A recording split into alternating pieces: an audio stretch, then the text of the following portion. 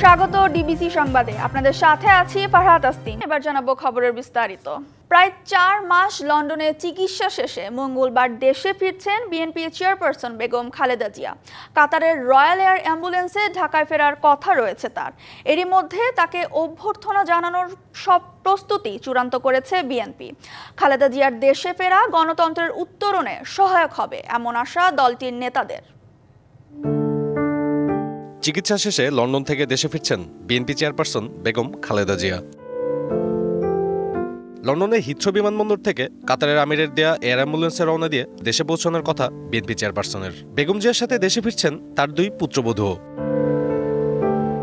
দলটির নেতাকর্মীরা বলছেন, দীর্ঘদিন পর দেশ ও দেশের মানুষের কাছে ফিরতে পেরে বেশ উচ্ছ্বসিত বেগম জিয়া। তাকে স্বাগত জানাতে প্রস্তুত বিএনপি।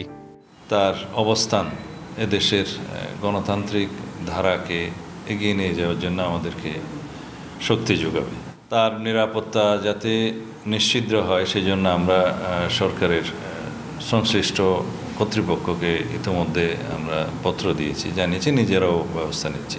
উচ্ছ্বাস উল্লাসের পাশাপাশি বিশৃঙ্খলা এড়াতে নেতাকর্মীদের দেওয়া হয়েছে নানা নির্দেশনা।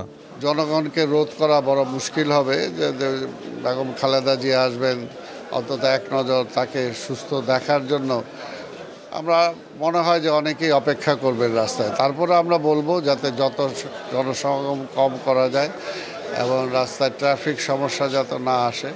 দলীয় বলয়ের পাশাপাশি বিএনপি চেয়ারপারসনের নিরাপত্তায় সরকারের পক্ষ থেকেও সর্বোচ্চ ব্যবস্থা থাকবে আশা বিএনপির। জিয়া পরিবার, জিয়া পরিবারের সদস্য সবারই জীবনের ঝুঁকি আছে পরিবর্তিত পরিস্থিতিতে। সেই কারণে আমরা সরকারকে অনুরোধ করেছি এবং সরকার আমাদেরকে প্রতিশ্রুতি দিয়েছে যে সর্বোচ্চ নিরাপত্তা তার ব্যবস্থা করবে। দেশের সাম্প্রতিক নানা ইস্যুতে সৃষ্ট রাজনৈতিক টানাপোড়েন নিরসনে বেগম জিয়ার দেশে ফেরা গণতন্ত্র পুনরুত্থানের সহায়ক হবে প্রত্যাশা দলটির শীর্ষ নেতাদের। দেশে বর্তমান যে লাগামহীন অবস্থায় দেশ পরিচালিত হচ্ছে, দেশের ভবিষ্যৎ সম্পর্কে দেশবাসী যখন উৎকণ্ঠিত, এই সময় তিনি জাতির অভিভাবক হিসাবে জাতিকে পথ নির্দেশ করবেন এবং বর্তমান সরকারকেও নির্দেশনা দিবেন কীভাবে আগামী দিনে দেশটি পরিচালিত হওয়া উচিত। গেল 8 জানুয়ারি লিভার সিরোসিস সহ নানা শারীরিক জটিলতায় যুক্তরাজ্যের লন্ডন ক্লিনিকে চিকিৎসা নিতে যান সাবেক এই প্রধানমন্ত্রী। সাব্বির রোজ, ডিবিসি নিউজ, ঢাকা। দেশের প্রথম সংসদীয় আসন পঞ্চগড় 1-এ ত্রয়োদশ জাতীয় নির্বাচন ঘিরে প্রস্তুতি নিচ্ছে দলগুলো। জনসভা, কাউন্সিলের মধ্য দিয়ে নানা রাজনৈতিক কর্মকাণ্ডে দলীয় কর্মীদের চাঙ্গা রাখার পাশাপাশি সাধারণ মানুষের দুয়ারে দুয়ারে যাচ্ছেন বিএনপি নেতাকর্মীরা। আসনটিতে ঐক্যবদ্ধ জামায়াতে ইসলামী দাওয়াতি সপ্তাহ পালন সহ নানা ইস্যুতে প্রতিনিয়ত মাঠ চষে বেড়াচ্ছে। এদিকে সাধারণ মানুষের দ্বারে দ্বারে দলের প্রচারণা ও জনসমর্থন আদায়ে ব্যস্ত এনসিপি। ব্যানার, পোস্টার সহ গণসংযোগ চালাচ্ছে অন্য দলগুলো। 5 উপজেলা নিয়ে গঠিত পঞ্চগড় জেলায় সংসদীয় আসন 2টি।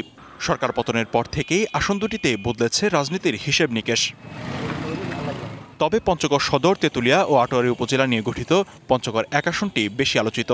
আসনটি 1991 থেকে 2001 পর্যন্ত ছিল বিএনপির দখলে। 2014-তে আওয়ামী লীগ জোটগত কারণে আসনটি ছেড়ে দেয় জয় পায় জাসদ। এছাড়া 2008, 2018 ও 2024-এ এই আসনে শাসন চালায় আওয়ামী লীগ। পট পরিবর্তনে আওয়ামী লীগ শূন্য রাজনীতির ময়দানে আগামী জাতীয় নির্বাচন ঘিরে আসনটিতে সরব বিএনপি, জামায়াত ও নতুন দল এনসিপি। যৌথ কর্মী সভা, কাউন্সিল সহ একাধিক কার্যক্রমের মাধ্যমে 31 দফা নিয়ে মাঠ চষে বেড়াচ্ছে বিএনপি। তবে এই আসনে দলটি নওশাদ গ্রুপ ও আজাদ তৌহিদুল গ্রুপে বিভক্ত। গ্রুপিংয়ের কারণে একে অপরের অনুষ্ঠানে অংশ নিচ্ছেন না কেউই। তবে কোন দল থাকলেও আসনটি বিএনপির দখলে থাকবে বলে আশা নেতাদের। আমরা সবসময় নির্বাচনের পক্ষে কাজ করে গেছি এবং একইভাবে এখনও কাজ করে যাচ্ছি। আস্থা আমাদের প্রতি মানুষের আছে বলেই আমাদের বিশ্বাস বিএনপি তার কথা এবং কাজের সঙ্গে সবসময় সামঞ্জস্য ছিল এবং আমি বিশ্বাস করি ভবিষ্যতেও থাকবে। বিগত দিনে জুলুম নির্যাতনের শিকার হলেও নির্বাচনকে সামনে রেখে পিছিয়ে নেই জামায়াত ইসলামী। আসনটিতে জেলা জামায়াতের আমির ইকবাল হোসেনকে মনোনয়ন দিয়েছে দলটি। প্রথমবার আসনটিতে জয়ের স্বাদ নিতে নির্বাচনমুখী সভা সমাবেশে ব্যস্ত নেতাকর্মীরা। এলাকার মানুষের প্রাণের যে চাহিদা, জানমাল ইজ্জতের নিরাপত্তাপূর্ণ একটি সমাজ তারা চায়, রাষ্ট্র একটি চায়। বাংলাদেশ জামায়াত ইসলামী সেই লক্ষ্যে কাজ করে যাচ্ছে। জুলাই গণঅভ্যুত্থানের পর রাজনীতিতে নিজেদের শক্ত অবস্থান জানান দিচ্ছে নতুন দল এনসিপি। পঞ্চগড় 1 আসনে বেশ সক্রিয় দলটির প্রভাবশালী নেতা ও অভ্যুত্থানে অগ্রণী ভূমিকা রাখা সার্জিস আলম। দল গঠনের পর আসনটিতে গাড়ি বহন নিয়ে শোডাউন দিয়ে আলোচিত সমালোচিত হলেও ব্যানার পোস্টার আর গণসংযোগে সক্রিয় ভূমিকায় তিনি। যদিও আসনটিতে কে নির্বাচন করবে সেটি দলীয় ফোরামে নির্ধারিত হবে বলে জানান তিনি। আমরা আমাদের যাত্রা মাত্র শুরু করেছি, এখনই কোনো দলের সাথে অ্যালায়েন্স বা এরকম চিন্তাভাবনা আমাদের নেই। আমরা আমাদের জায়গা থেকে মনে করি আমরা কাজ করে যাব, কাজ করার ফলে পরবর্তীতে জনগণ, সময়, রাজনীতি সার্বিক বিবেচনায় আমরা কোন দিকে যাব সেই পথ আমাদের দলীয় যারা নেতাকর্মী তাদের সমন্বিত সিদ্ধান্তের ফলে ঠিক হবে। রাজনৈতিক বিশ্লেষক ও ভোটাররা বলছেন পট পরিবর্তনে তারা সুষ্ঠু নির্বাচন ও এলাকার উন্নয়ন চান। শিক্ষা খাত বলেন, পঞ্চগড়ে স্বাস্থ্য খাত, সব দিক থেকেই পঞ্চগড় বৈষম্যের শিকার। যে জলেই আসুক, দেশকে আমরা যেভাবে চাচ্ছি তারা যেন এই আমাদের আশাগুলো পূরণ করে। যেখানে দুর্নীতি, অপশাসন, বৈষম্য থাকবে না, এই আলোকে আমাদেরকে এগিয়ে যাওয়ার একটা প্রত্যয় থাকতে হবে। আগামী দিনে সাধারণ মানুষের প্রত্যাশা রাজনীতিবিদদের কাছে এমনই একটা ভালো নির্বাচন ব্যবস্থা, একটা সুন্দর নির্বাচন, একটা চমৎকার গণতান্ত্রিক পরিবেশ আমরা আশা করি। আসনটিতে ব্যানার পোস্টার টাঙানোর পাশাপাশি জনসংযোগের মাধ্যমে মাঠে আছে জাসদ, ইসলামী আন্দোলন, বাংলাদেশ জাতীয় গণতান্ত্রিক পার্টি ও গণ অধিকার পরিষদের নেতারাও। DBC news desk. যথাসময়ে ব্যাখ্যা না দিলে জুলাই আগস্টের গণহত্যা মামলার আগে আদালত অবমাননার মামলায় দণ্ডিত হতে পারে সাবেক প্রধানমন্ত্রী শেখ হাসিনা, এমন সম্ভাবনার কথা জানিয়েছে প্রসিকিউশন। অন্যদিকে ভীতি কাটাতে সাক্ষী সুরক্ষার বিষয়ে ট্রাইব্যুনালকে উদ্যোগী হবার পরামর্শ দিয়েছেন আইনজীবীরা।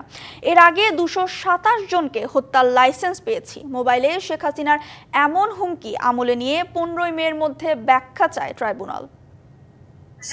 227টা মার্ডার কেস, আমি বলছি সবাই তালিকা করো, তোমরাও তালিকা করো, কারণ অন্তত 227 জনকে মারার লাইসেন্স পেয়ে গেছি। সম্প্রতি মোবাইলে পতিত স্বৈরাচার শেখ হাসিনার একটি কথোপকথন ভাইরাল হয় সামাজিক যোগাযোগ মাধ্যমে। আর এই জায়গাটা লাফালাফি করছে, একটা অস্ত্র থাকবে না, এমন বক্তব্য আদালতের নজরে আনে প্রসিকিউশন। 15 মের মধ্যে আদালত অবমাননার অভিযোগের বিষয়ে হাসিনাকে ব্যাখ্যা দেবার নির্দেশ দেয় আন্তর্জাতিক অপরাধ ট্রাইব্যুনাল। 15 তারিখে এই বিষয়ে পরবর্তী আদেশের জন্য দিন ধার্য আছে। সেই দিন যদি তারা তাদের জবাব দাখিল করেন, তার প্রেক্ষিতে ট্রাইব্যুনাল পরবর্তী কার্যধারা গ্রহণ করবে।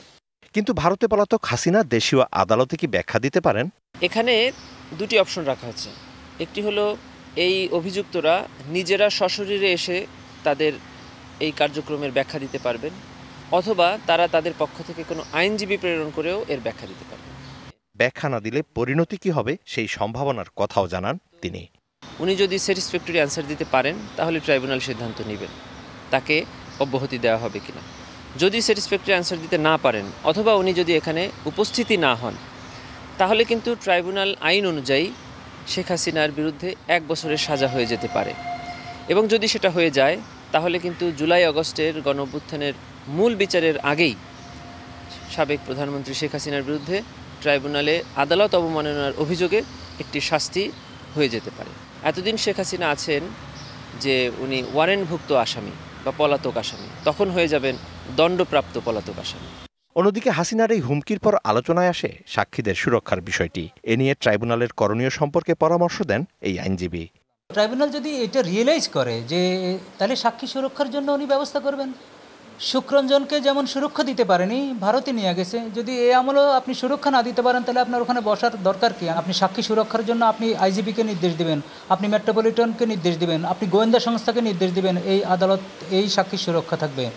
দেশে না ফিরলে হাসিনার পক্ষে রাষ্ট্রের খরচে আইনজীবী নিয়োগ দিয়ে বিচার এগিয়ে নেয়ার বিধান রয়েছে বলেও জানান এই ফৌজদারি আইন বিশেষজ্ঞ। আর না আসলে ইন অ্যাবসেন্সিয়া ট্রায়াল হবে। Mizan Ahmed, DBC news, Dhaka. পররাষ্ট্র মন্ত্রণালয়ের অফিসিয়াল ফেসবুক পেজ হ্যাক হয়েছে। এক সতর্কবার্তা জারি করে পররাষ্ট্র মন্ত্রণালয়ের পক্ষে বলা হয়েছে, পেজটি দখলে নেবার পর হ্যাকাররা বেশ কিছু কন্টেন্ট ওই পেজে শেয়ার করেছে। এমন ঘটনাকে মন্ত্রণালয় গুরুত্বের সাথে দেখছে। পররাষ্ট্র মন্ত্রণালয় আরও জানায়, সোশ্যাল মিডিয়ায় জনগুরুত্বপূর্ণ তথ্য সরবরাহ করা হয় এই পেজের মাধ্যমে। তাই যতক্ষণ পর্যন্ত পেজটি হ্যাকারদের কবল থেকে উদ্ধার করা না যাচ্ছে, ততক্ষণ পর্যন্ত সবাইকে পেজটিতে পোস্ট করা কোনো কন্টেন্ট শেয়ার না করার আহ্বান জানিয়েছে মন্ত্রণালয়। শুল্ক বৈষম্যে আমদানি পণ্যের কাছে প্রতিযোগিতায় টিকতে পারছে না দেশে উৎপাদিত বালাইনাশক। কৃষিতে ব্যবহৃত দেশীয় বালাইনাশক যেখানে গড়ে 30% শুল্ক দেয়, সেখানে আমদানি করা একই পণ্যের শুল্ক মাত্র 10%। এ অবস্থায় দেশীয় শিল্প রক্ষায় বাজেটের শুল্ক সুরক্ষা চান উদ্যোক্তারা। একই সঙ্গে কীটনাশক ও বালাইনাশকে স্বয়ংসম্পূর্ণ হতে এ খাতের অশুল্ক বাধা দূর করার দাবিও তাদের। কৃষি জমিতে আগাছা নির্মূল, ক্ষতিকর কীটপতঙ্গ ও নানা রকম ছত্রাক বা জীবাণুর আক্রমণ রোধে ব্যবহার করা হয় কীটনাশক ও বালাইনাশক। এসব পণ্য দেশেই উৎপাদনের পর্যাপ্ত সুযোগ থাকার পরও স্থানীয় বাজারে আমদানি করা বিদেশি পণ্যের দাপটি বেশি। বাহিরের কিছু কোম্পানি আছে, যেমন বায়ার আছে, সিনজেন্ডা আছে, হ্যাঁ, এরা বাংলাদেশে ব্যবসা করতেছে। একই গ্রুপের ওষুধই, এটা একটু দাম বেশি, এটা একটু দাম কম।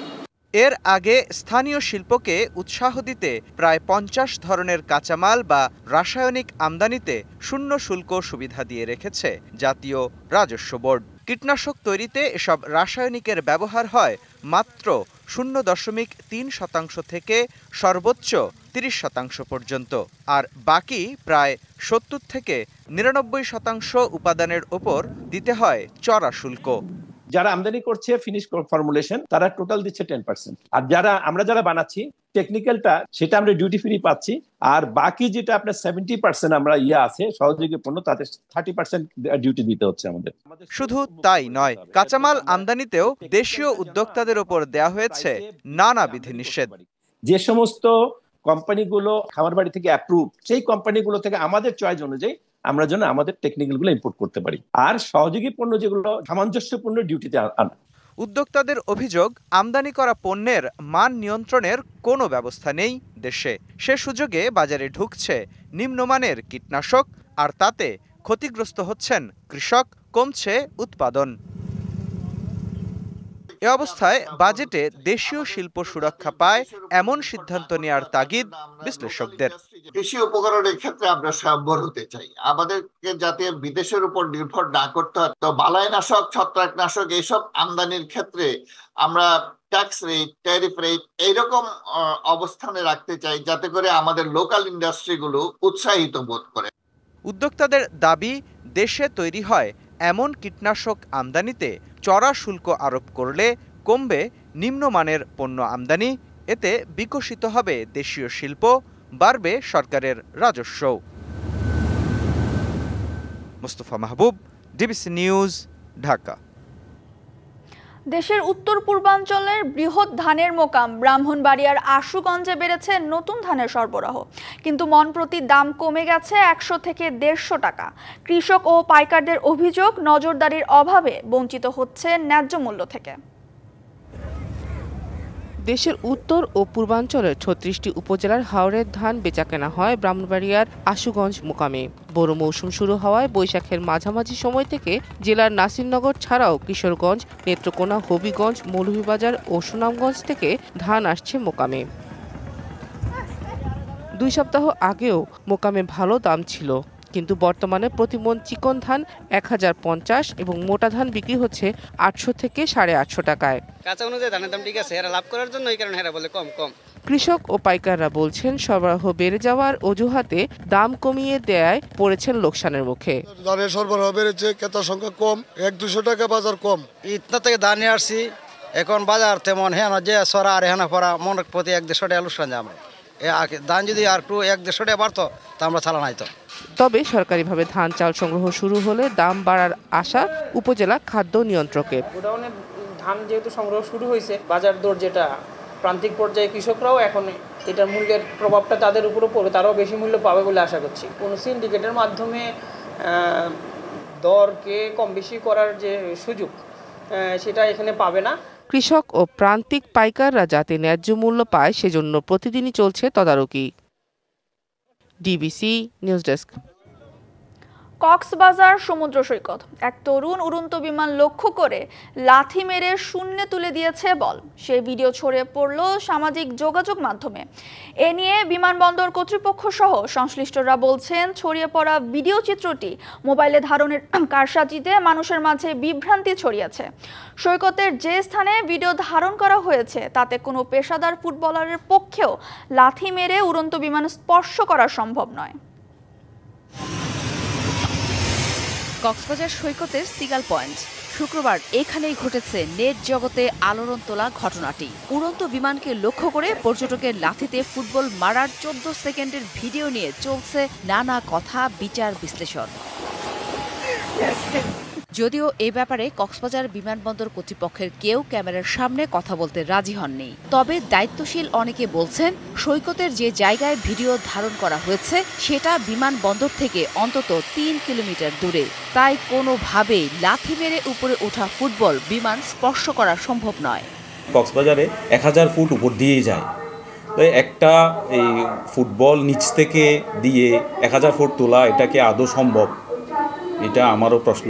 পৃথিবীর যে প্রান্তেরই পেশাদার ফুটবলারই হোক না কেন, কারো পক্ষে 200 থেকে 250 ফুটের বেশি উঁচুতে লাথি দিয়ে ফুটবল উপরে তোলা সম্ভব নয়। যদি উপরে এয়ারে শট মারে 200 ফিট মতো সে নিতে পারবে, হয়তো যদি একদম ভালো শুটার হয়।